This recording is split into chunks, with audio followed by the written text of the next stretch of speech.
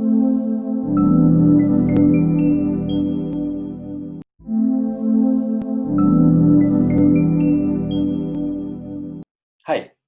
welcome to Sportsy. Let's talk sports. We have spoken to so many athletes, and everybody talks about the importance of mental conditioning and physical conditioning. Today, we are going to talk about a topic which is, in addition to that, which helps athlete to have a better performance day in and day out. Today, we are going to talk about sleep conditioning. Yes, you heard me right. Sleep conditioning. Today, we have with us Ram Payanur, who is a founder of SnoozeFit, India's first and only organization focusing on sleep analysis and sleep conditioning. Ram is a chirosurgery researcher, having done his education from University of Minnesota back in 1996. With over 24 years of professional experience and 3 US patents to his credits, Ram co-founded SnoozeFit along with Dr. Bhushan Shukla, who is a leading psychiatrist in the country. SnoozeFit caters to the needs of an athlete, a corporate employee, as well as anybody and everybody who has a sleep disorder. Sleep conditioning is just as important as physical and mental conditioning, something that we will talk about and we'll know more in the segment which is coming up. So please welcome Ram Payanur talking about sleep conditioning and to the company SnoozeFit.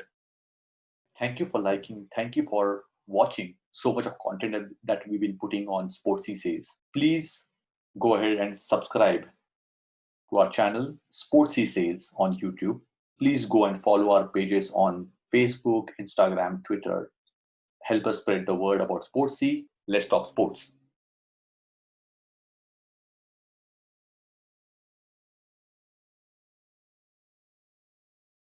Hey Ram, great to have you on Sportsy. Let's talk sports. Pleasure being here, Siddharth. So for the viewers, Ram is a great friend. I know him for many years. Beyond that, there's a different relation for him that is there into sports. The way we have heard of mental conditioning and the physical conditioning, strength and conditioning. Ram is a founder of a company called SnoozeFit, who is India's first and only company who is actually into sleep analysis and sleep conditioning. And believe me, guys, I was equally shocked when I heard about this. But there's an amazing story coming up and some testimonies coming up about how the sleep conditioning is actually helping athletes as well as the corporate people. It goes beyond athletes, but specifically on athlete side, how it's actually sleep conditioning helping them to enhance their performance, have a better life, and have a better image of themselves every day. With that, I just want to come to you with my first question. What is it, in your opinion, are the most important things that athletes can consider when it comes to sleep? Look, I think sleep was part of the overall conditioning that an athlete has to go through. So there are fundamental things which I would suggest that an athlete is to look at. First is mental and physical conditioning. That's the crux of the athlete's DNA. Okay. The second is, I would say, diet. Diet is equally important because that's the fuel for the entire system for the body. Right. And third, but not the least, is actually sleep. Because good sleep is actually fundamental for the overall recovery and rejuvenation of the body and the mind. And it is something that every individual, especially athletes, need to very seriously consider and follow for having an overall development and improving their performance. So again, believe me, I'm equally amused when I heard about this, and I'm sure the viewers are going to be amused as well. And everybody understand that we know that okay, we have to sleep. We have to, that's the only time when the body is recovering. And understand as an athlete or even the parents, grandparents have told us that okay, sleep it's important for some time. But when there are so many things happening in the life of an athlete with the mental and physical, as well as there's some part of mental which is going to be important.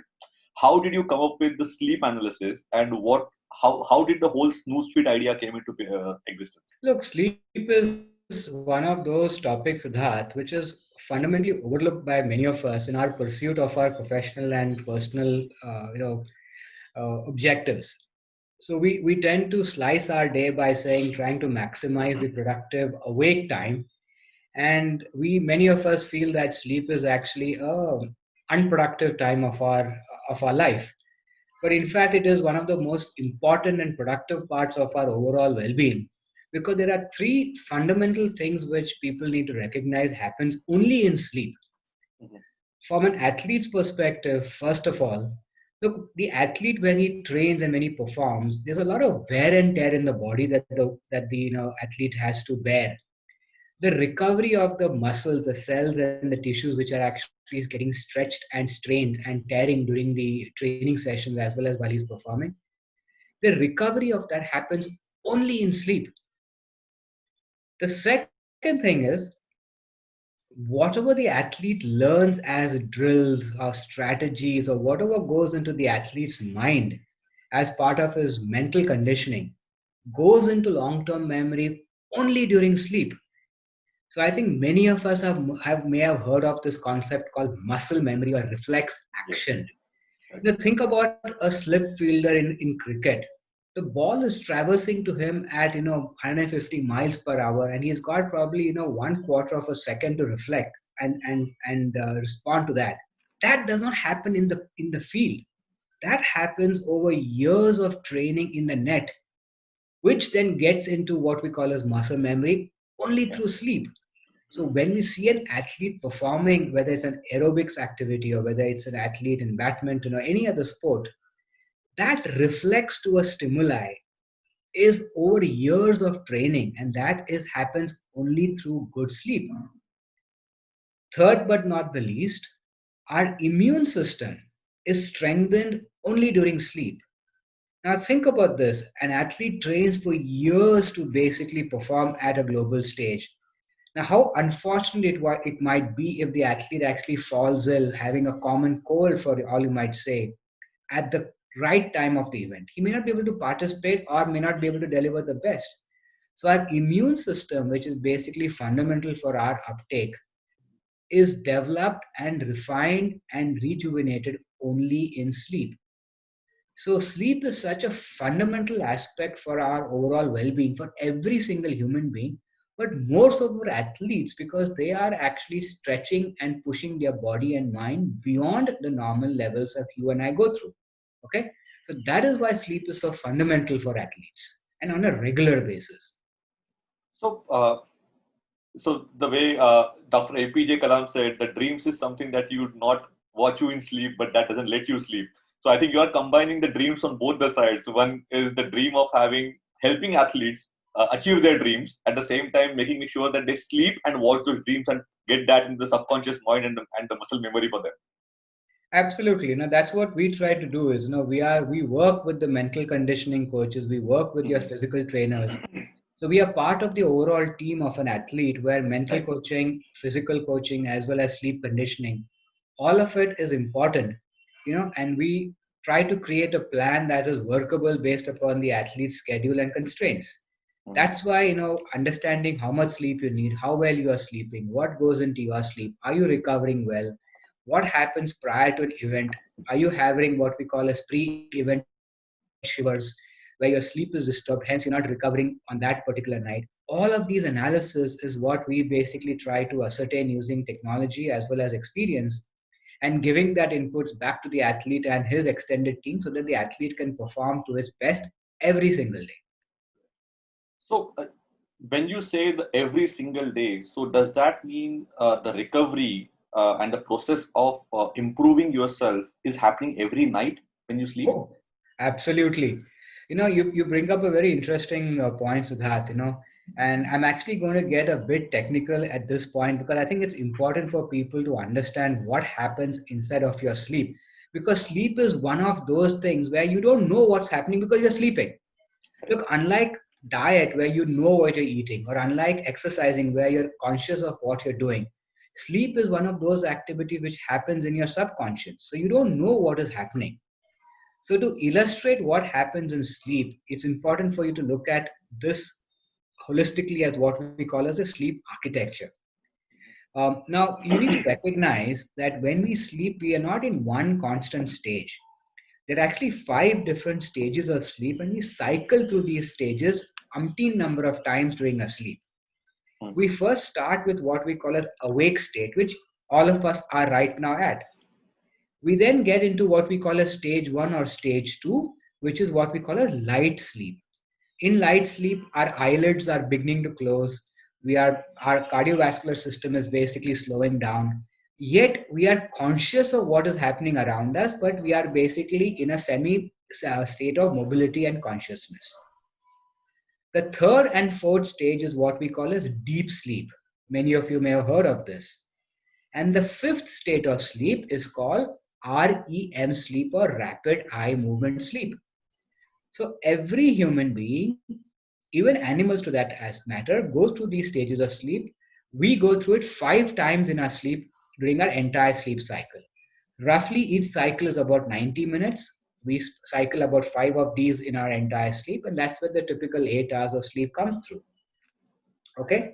Now, what scientists have actually found out is that the deep sleep aspect of our sleep is fundamentally responsible for our muscle and organ recovery. So, if you recall, we talked about this earlier on, right? The athlete is straining his body and basically stretching his muscles and having wear and tear. This recovery happens in this particular part of our sleep only, which is the deep part. The mental conditioning has its state of its own, which is the REM sleep, which is where all the long-term memory realignment, removing all the adverse thoughts from your mind, and what we call as a muscle reflex action memory, all happens in the REM state of your sleep. Okay. So these two states of sleep are fundamentally responsible for your physical and memory recovery. One more point I want to make out here is that the deep sleep is about 20% at best of your overall sleep, and your REM sleep or your mind recovery is 25% of your sleep. So at best, 45% of your sleep is useful sleep. The remaining 55%, Siddharth, is actually useless sleep. So if you don't maintain and achieve a state of deep sleep and REM sleep, and if you don't sleep long enough, we are not getting the recovery that we need on a regular basis. Okay, I hope this is clear Yeah. now after looking at the architectural slide. Yes. So I think it is far more technical than what we can think of as a regular thing, right? We during the college days we have taken pride in saying I 2 घंटा सोया 3 घंटा सोया पूरी रात पढ़ाई किया. But if you look at it, it was completely useless and it was counterproductive for the way of studying. Or the people say I have with stress I'm not able to sleep, I hardly slept and all those things. But they have to get into the process of actually helping them sleep. And the same goes for athletes. And my question coming to you is, we know the athletes, international athletes, traveling everywhere, and the jet lag becomes a big part of their traveling journey. It's a part and parcel of the way they commute. So how do you think? Because it is not what we say, right? In the week I will sleep less, but I'll cover up my sleep over the weekend. I don't think with what you are saying is making sense. I'm sure you're going to thrash this statement which I'm making right now. But this combining with the jet lag and the schedule that they have. So how do you think these two things actually work for any human? And then specifically you can talk about athlete. Okay. So let me take your second point first, which is about, sleeping less over the weekdays and trying to make up for sleep over the weekend. That notion about trying to, bank sleep, as we call it, is basically one of the most flawed concepts in our common person's understanding of sleep. You just cannot put sleep in the bank and say, over the weekend, I'm going to sleep for, 24 hours and gradually cash that over the week. Because as we just heard about here, that your recovery from last night is only going to be based upon how well you went into deep sleep and how much of REM sleep that you got. If we did not actually get enough of deep and REM sleep, what is going to happen is that you're going to accumulate toxins. And to understand that, it's also important for you to look at the physiology of a cell, a tissue, and your brain. Again, I'm going to get a bit technical here, Siddharth, so just bear with me. If you look at this particular slide or image, to the left, what I'm showing you is a cross-section of any organ in the body. Hypothetically, let's call that the heart. The heart has got blood vessels which basically supply all the nutrients to the body. The tissues are made up of cells, and the cells are actually functioning for you, consuming oxygen from the blood flow. Now, the byproduct of the cell functioning is toxins. These toxins have to come out of the body. How do they come out of the body? They come out through the drainage system in the organ, which is called the lymph node. Okay, that is where the drainage system of your body is designed, and all the toxins and all the garbage which is produced in your body comes out of the lymph node. Now, this lymph node is continuously being worked even as you're awake, but the efficiency of the lymph node is significantly enhanced in sleep because your activity levels are low. Hence, the amount of toxins being generated by the cells and tissues are less, so that the cleansing action and the repair action can be more efficient. That is why sleep is important.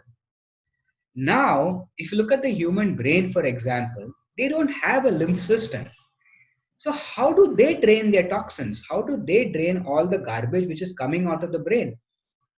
What researchers have found is that in REM sleep, your brain actually shrinks enough to basically open up spaces in between the lobes of your brain, which act as a lymph node or the drainage system from which the toxins are coming out. Now, think about this. If you're not getting enough REM sleep on a regular basis, your brain is going to accumulate a lot of toxins, which means the efficiency of your brain to respond to stimuli is going to be significantly diminished on that particular day or days where you don't get good sleep. Okay? So, this is how sleep works in basically removing toxins and repairing and restoring the body. That is why you cannot bank sleep. Now, going back to your earlier question about schedules. Look, typically it takes about 3 to 4 days for the body to acclimatize to a different time zone. Yes. So if you're traveling within your continent or within your country, yeah, it may not be that much an effect. However, if you travel at night and have a next day event in the morning, it is recommended that you reach your venue few days before so that you acclimatize both to the time as well as to the elevation and all the other aspects which may affect your performance. International travel, when you're changing time zones, you just have to accommodate for that so that you go well in advance and acclimatize. So there's no rocket science behind it. It's all about acclimatizing and ensuring that you're well rested prior to your event. Right. So I think it is actually fascinating, Ram, what you're talking about, and because yes, we all have taken the red-eye flights, and which we were proud of in during our days. That I'll take the red-eye flight because I'm being more productive. But I think it's all the myth, and that we are not actually taking care of our body, and we're taking it for granted. Uh, Absolutely. so with all this thing, that I usually sleep for say 7 hours, 8 hours, that I sleep, or somebody sleep for less or more, whatever. How much sleep do we actually need? And as an active human, say in different age group, how much sleep do we need? Look, so that researchers have done a lot of study to try to understand how people sleep and how much sleep is required, and does that change with age. So as a rule of thumb, yes, younger the child, for example, athletes in the teens who are training Mhm. and becoming professional athletes, they typically require about 9 to 11 hours of sleep. Wow. Adults like you and I require about 7 to 9 hours of sleep. Now, where does this range of 9 to 11, which is 120 minutes, or 7 to 9, which again is 120 minutes, why do we have such a large range? The Mhm. reason is because each person's physiology is different.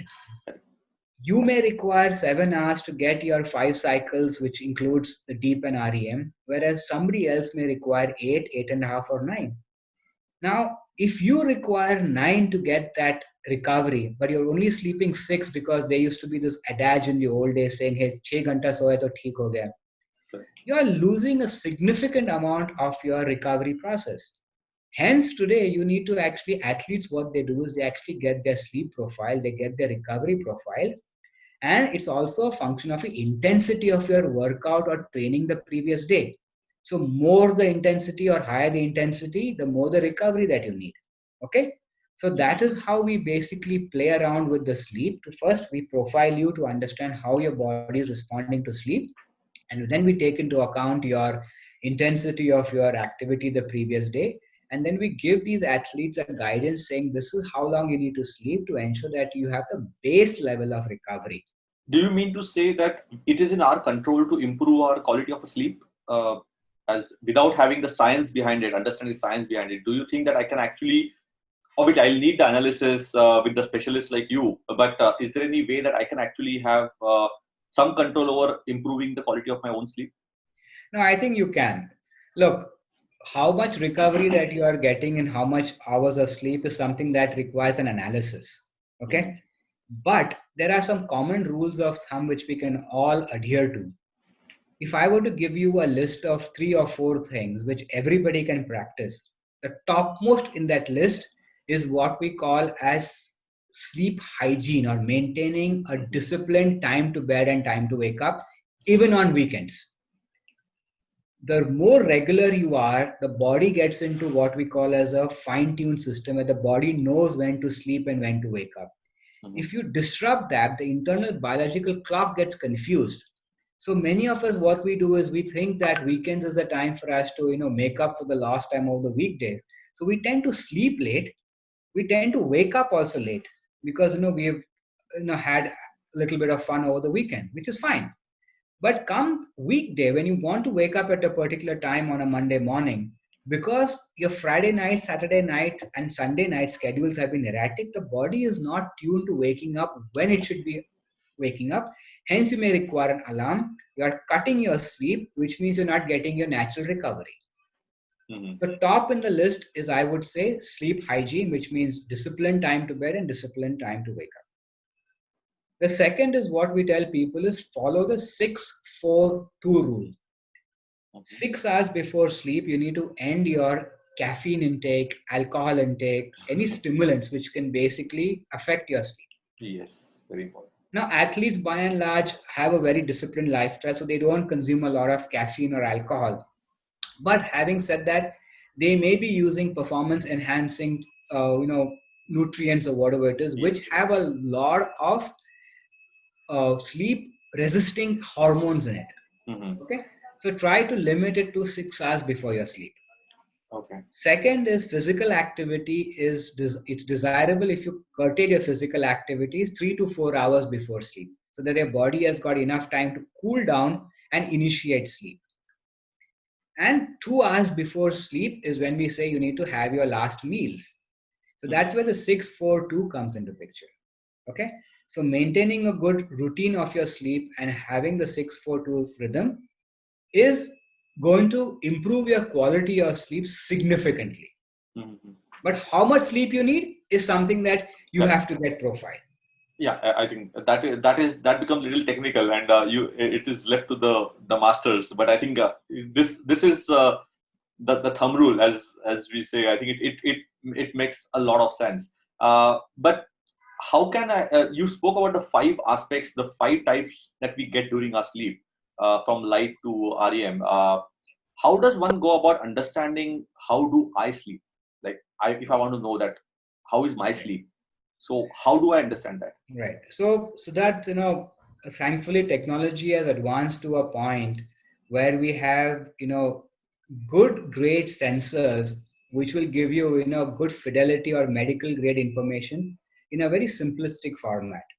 So we have a technology which basically goes under your mattress, and this is a medical grade sensor which works on a technique called ballistocardiography.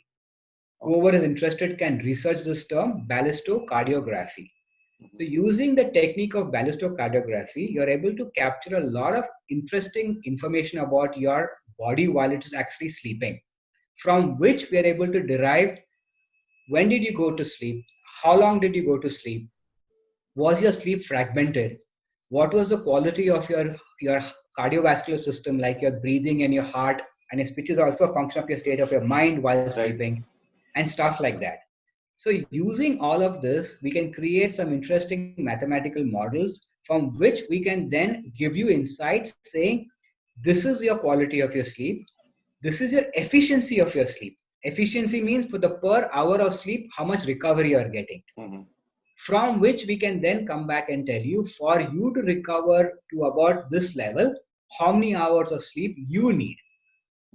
Okay. So we do this over multiple nights. So we've got to capture your information over multiple nights so that we look at day-to-day variations, your intensity of exercise variations, your state of your mind. So once we create a baseline for you, we can then use other techniques to basically improve your efficiency by using mental conditioning. So you calm yourself down before sleeping, 6-4-2 routine, which then improves your quality of your sleep.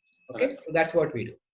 So this can actually help a coach for while the training schedule is going on for athlete if they're on a camp or something, and if that thing goes under your mattress, it's non-intrusive because I can't sleep with Apple Watch on. It's like I can't get a proper sleep. It's an intrusive thing.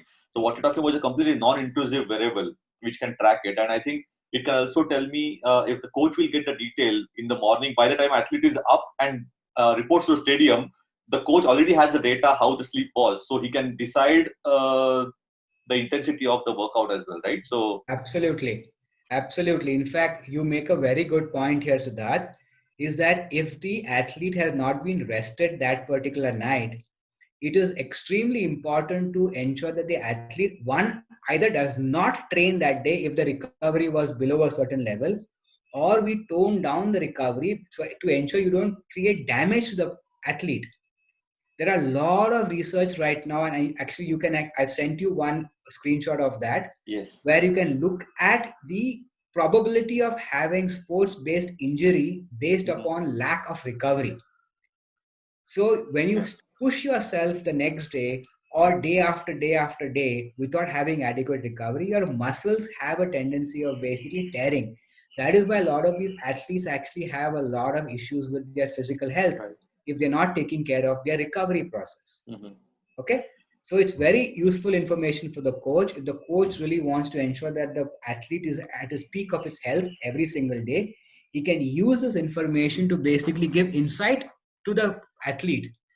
More importantly, if the athlete is having a disturbed sleep prior to the event, or if the athlete did not perform very well that particular day and has got anxiety issues, it will show up in the sleep analysis the next day. Yeah. So that information can again be used by the sports physiology or the mental conditioning coach to work with this particular athlete in improving the state of mind of this athlete so that the athlete is not panicking or having anxiety attacks.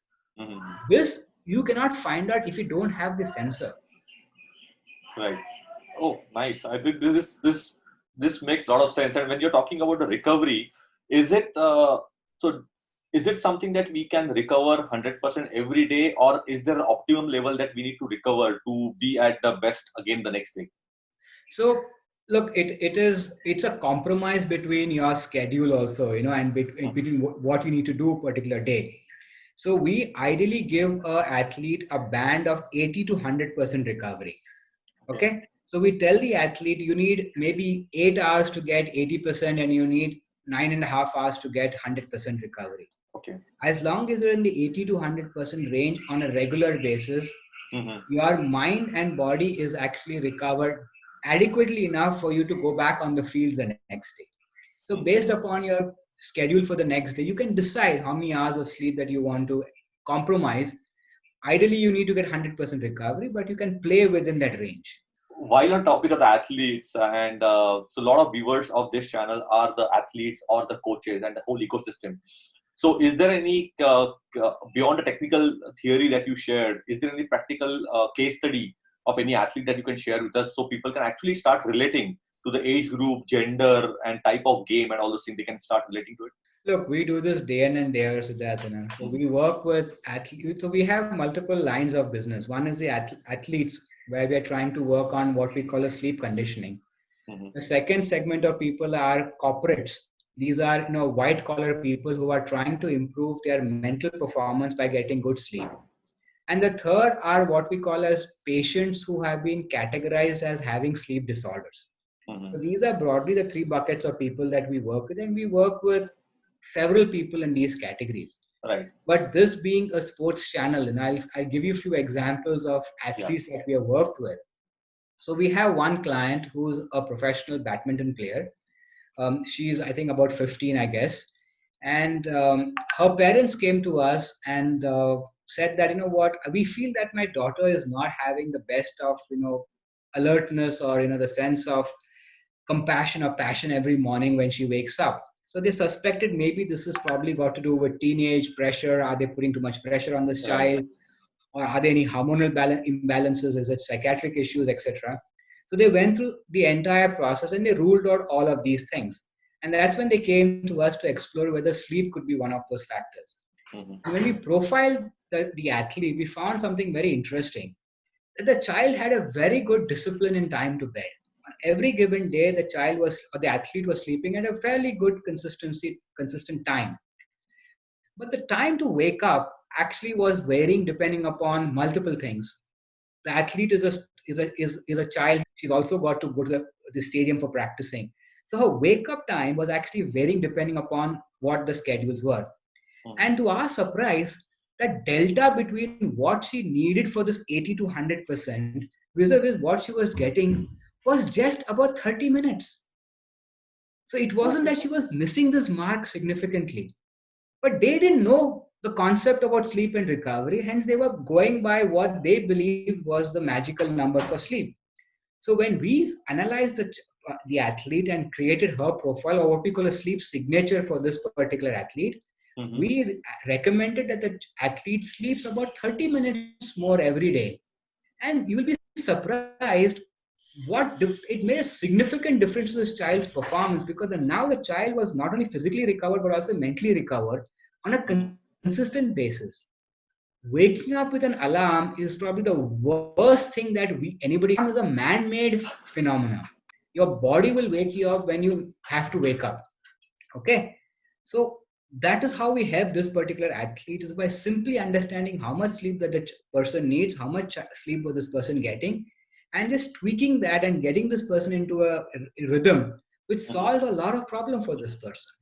And there are many more such case studies, but I thought this was the most relevant one Yeah. because it is as trivial as this. There was nothing wrong with the person. It was just that the person was not getting enough sleep. That's about it. So, but how do I can't sleep because you asked me to go and sleep. I can't sleep because you asked me to sleep for 30 minutes extra, 1 hour extra. Then I will be thinking about it. I need this much of sleep. So, and that might make me anxiety. My anxiety level may go up that I need 8 hours of sleep, 9 hours of sleep. But then usually होता है ना कि if I have to catch a 4 o'clock flight, then I'll start getting up from 1 o'clock and with the anxiety. So how do how do you work on that process? Because you spoke about the athlete, we spoke about the coach feeling the difference, the parents seeing the difference. So I want to have a medium where the people who need this kind of thing or analysis reach out to you. So if they want to reach out to you, what is the mechanism? And for them to understand that, okay, if what are the ways that I can actually going to get that sleep, and not being anxiety, there's no anxiety for me to sleep. Right. So this, so that is what the whole thing was like, just trying to marry both the So, things Siddharth, together. what we look, all of us. So, Siddharth, a lot of we all like to sleep. I think sleep is such a wonderful process. Yeah. Unfortunately, we are depriving ourselves because of our professional and personal obligations. So, if you tell us that you can actually see what you actually are doing, many of us feel so relaxed with that. We actually enjoy the sleep. But if you tell a person to sleep less, that is when the anxiety builds up. Right. And many a times, because the coaches don't know what the recovery pattern of the athlete or their particular student was, and they have a fixed time for everybody to show up at the court, each person's recovery pattern is different. The other thing, Siddharth, is that biologically humans are made into two categories.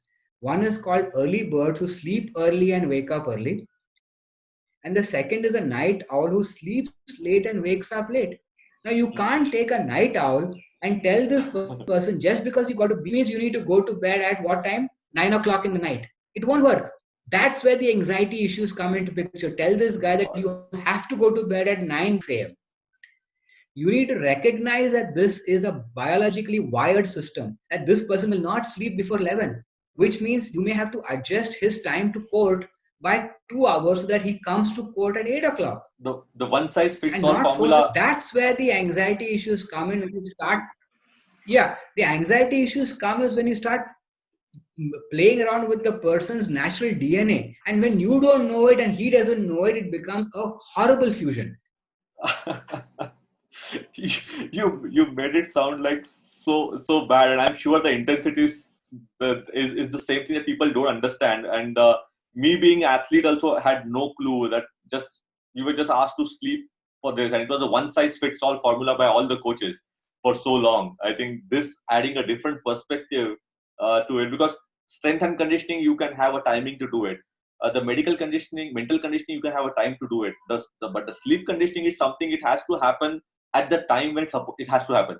Absolutely. Very well said. Very well said. And based upon the biological nature of the athlete. Yes, So it's very it's subjective, amazing. very personal. Yeah, yeah, it's so amazing, Ram, to understand this.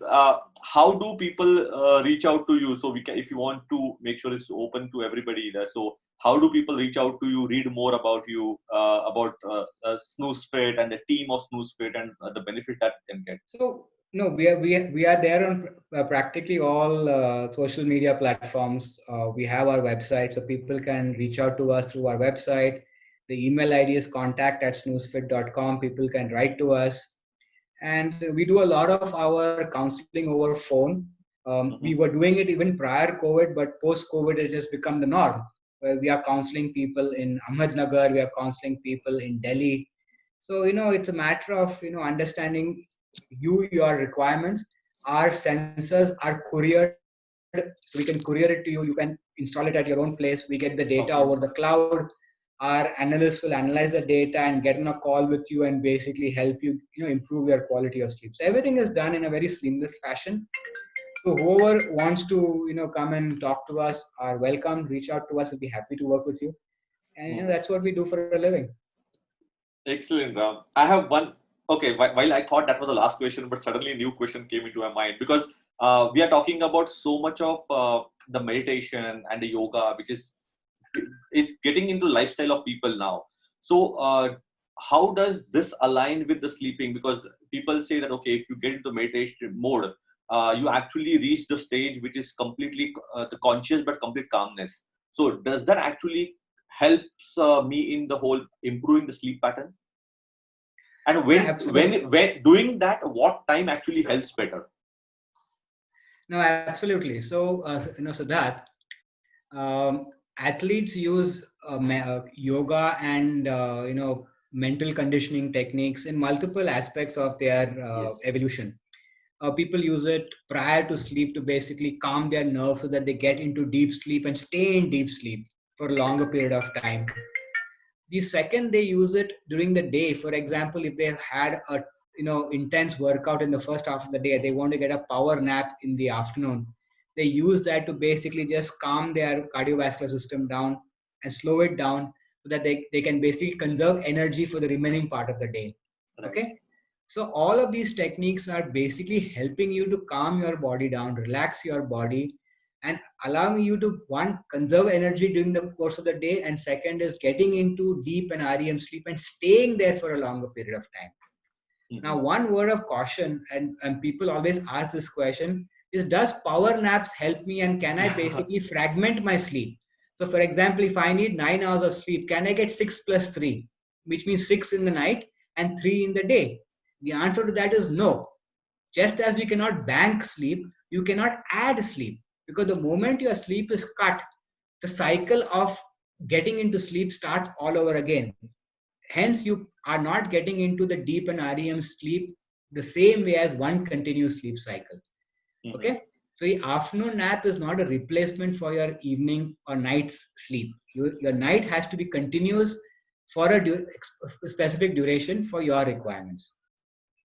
Now, just one more thing also, I've again sent you this image. There's interesting data now coming about how much athletes are sleeping. Roger Federer sleeps about 11 to 12 hours in a day. Wow. LeBron James sleeps about 11 hours a day. Now, these people probably do it in two halves. They may be doing 10 plus 2, or whatever it is, getting their 80 to 90% recovery in the night, plus adding their sleep in the afternoon for just cooling the system down. Mhm. That's how well these people take care of their body. You have never seen Roger Federer in the last 15 years actually have any physical issues in the field. Yeah. Why? Is because his body and mind is so well tuned. Tiger Woods used to sleep only 4.5 hours and we all know what happened to his mental makeup. No, it's a very serious topic. He was Correct, one of yeah. the greatest athletes that we ever had, but he just dropped like a rock because he was not recovering mentally and physically every day. Yeah.